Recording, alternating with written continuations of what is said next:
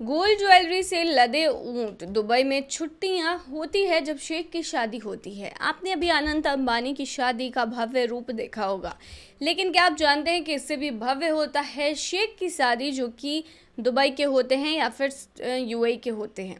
तो नमस्कार, स्वागत है आपका हमारे चैनल यूएई खबर पर। देखिए, एशिया के सबसे अमीर शख्स मुकेश अंबानी के बेटे अनंत अंबानी और राधिका मोचन की शादी को लेकर महंगी शादियों की काफ़ी चर्चा हो रही है। ब्रिटेन की रॉयल फैमिली से लेकर दुबई के शेख की शादी को दुनिया की सबसे महंगी शादियों में गिना जाता है। दुबई के शेख मोहम्मद बिन राशिद अल मखतूम की शादी में न सिर्फ अरबों रुपए खर्च हुए, बल्कि लग्जरी के मामलों में शादी ने दुनिया का ध्यान अपनी ओर आकर्षित भी किया था। ऐसे में आज आपको बताते हैं कि दुबई के रईस किस तरह शादी करते हैं और शेख की शादी में क्या इंतजामात होते हैं। आपको बताते हैं दुबई की उस शादी के बारे में जिसे दुबई के इतिहास की सबसे महंगी शादी और अहम इवेंट भी माना जाता है। इस शादी की गिनती दुनिया के सबसे महंगी शादियों में से होती है। ये शादी करीब 35 साल पहले हुई थी और उस दौर में भी इस शादी में करीब 137 मिलियन डॉलर खर्च हुए थे। ये शादी थी दुबई के शेख मोहम्मद बिन राशिद अल मखतूम की। ये शादी 5 दिन तक चली थी। ये तो आप अंदाज़ा लगा ही सकते हैं कि दुबई के शेख की शादी में किस तरह का गोल्ड का इस्तेमाल हुआ होगा। बताया जाता है कि यहाँ बर्तन से लेकर कई चीज़ों में सोने का इस्तेमाल किया गया था। अब शादी में लग्जरी का अंदाज़ा इस बात से लगा सकते हैं कि शादी में दुल्हन के गिफ्ट 20 ऊँटों के जरिए भेजे गए थे और सभी ऊँटों को भी ज्वेलरी पहनाई गई थी। गोल्ड ज्वेलरी पहने ऊँट दुल्हन के गिफ्ट लेकर गए थे। साथ ही इस शादी में 20,000 से ज़्यादा लोगों को इनवाइट किया गया था और शादी के इवेंट के लिए अलग से $20,000 खर्च करके स्टेडियम बनाया गया था। शादी के दौरान पूरे दुबई में कई कार्यक्रम का आयोजन किया गया और जगह जगह पर इवेंट्स भी कराए गए थे। ऐसा नहीं है कि इस शादी का आनंद दुबई के शेख और उनके गेस्ट ने ही लिया, बल्कि शादी को लेकर पूरे दुबई में हॉलीडे भी रखा गया। इसके बाद शादी देखने के लिए अलग अलग जगहों से लोग वहां पहुंचे और उन्होंने कार्यक्रमों का आनंद भी लिया। इस दौरान दुबई शेख के पैलेस रॉयल जुबील पैलेस के आसपास के पूरे इलाके को सजा दिया गया था और हर तरफ लाइटिंग कर दी गई थी।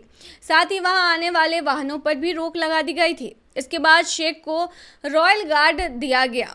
शेख की शादी में कई अरब और अफ्रीकन डांस ग्रुप ने परेड की। साथ ही कई प्राइवेट जेट प्लेन के जरिए शेख, प्रिंस आदि लोग शादी में शिरकत करने पहुंचे। वहीं पुलिस फोर्स एयर विंग ने पब्लिक फ्लाइंग डिस्प्ले किया। कहा जाता है कि ये दुबई के इतिहास में पहली बार हुआ था। रेगिस्तान में 127 ऊँटों ने रेस लगाई और शेख भी घोड़े पर बैठकर घूमते नजर आए। साथ ही दुबई के लोगों को खाना बांटा गया। दुबई में हुई एक और शादी काफ़ी चर्चा में रही, जब एक शख्स ने अपनी बेटी की शादी में बेटी को सोने से तौल दिया था। सोने की ईंटों से दुल्हन को तौला गया था। इसका वीडियो में भी काफ़ी वायरल हुआ था। हालांकि कई रिपोर्ट्स में सामने आया था कि दुल्हन को जिन ईंटों में तौला गया था वो पूरे गोल्ड के नहीं थे, उन्हें गोल्ड प्लेटेड किया गया था। ये शादी पाकिस्तान मूल के शख्स ने की थी। तो अंबानी की तरह शादियों में शेख भी खर्चे करने में पीछे नहीं रहते हैं। तो दुबई तेल का टैंकर डूबा, 13 भारतीय समेत 16 लोग लापता।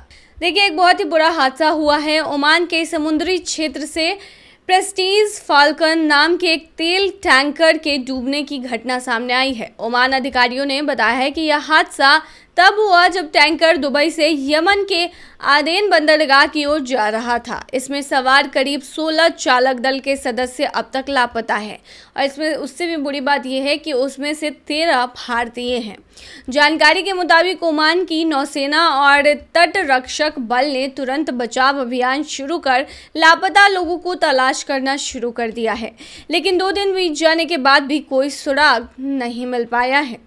जहाज में लापता हुए 16 लोगों में से 13 भारतीय और 3 श्रीलंकाई नागरिक हैं। खबरों के मुताबिक भारतीय नेवी ने भी अपनी जहाज टैंकर की खोज के लिए भेजा है। ये घटना 15 जुलाई की है। ओमान के समुद्री सुरक्षा केंद्र ने मंगलवार को एक्स पर इसकी जानकारी साझा की थी। रॉयटर्स के मुताबिक तेल टैंकर से ऑयल लीक की कोई जानकारी फिलहाल नहीं है। शिपिंग डेटा के मुताबिक यह जहाज 117 मीटर लंबा है, जिसे 2007 में बनाया गया था। यह तेल टैंकर रास मदरगाह से 25 समुद्री मील दक्षिण पूर्व में दुकम बंदरगाह शहर के पास पलटा है। दुकम बंदरगाह ओमान के दक्षिणी पश्चिम तट पर स्थित है, जो किंगडम की प्रमुख तेल और गैस प्रोजेक्ट के करीब है, और यहाँ ओमान की मुख्य तेल रिफाइनरी भी मौजूद है। जहाज की पहचान प्रेस्टीज फाल्कन के रूप में हुई है, जिस पर अफ्रीकी देश कोमोरूम का झंडा लगा है। मैरीटाइम सिक्योरिटी के मुताबिक ये टैंकर यमन की बंदरगाह अदेन की ओर जा रहा है। अदेन शहर उन बड़े शहरों में से एक है जिनका कंट्रोल अंतर्राष्ट्रीय मान्यता प्राप्त यमन की सरकार के पास है। हालांकि अभी तक ऐसी जानकारी नहीं है कि इस हादसे में हूतियों का भी हाथ है। 2017 के बाद से यमन में शुरू हुए गृह युद्ध ने इस क्षेत्र के समुद्री यातायात को काफ़ी प्रभावित किया है, और यमन के ज़्यादातर बड़े शहरों पर हूती का कब्जा है। गाजा जंग के बाद ये यमन हूतियों ने लगातार लाल सागर में जहाज़ों को निशाना बनाया है। ये जहाज़ दुबई की हमरिया बंदरगाह से चला था। क्योंकि दुबई के रिश्ते इजराइल के साथ बेहतर हैं, इसलिए यमन हूती की इसको निशाना बनाने की आशंकाओं से इनकार नहीं किया जा सकता। वहीं तलाश जो 16 लोग गायब हुए हैं उनकी जारी है, जिसमें 13 भारतीय और 3 श्रीलंकाई हैं। अभी तक उनकी कोई भी खबर नहीं मिली है। तो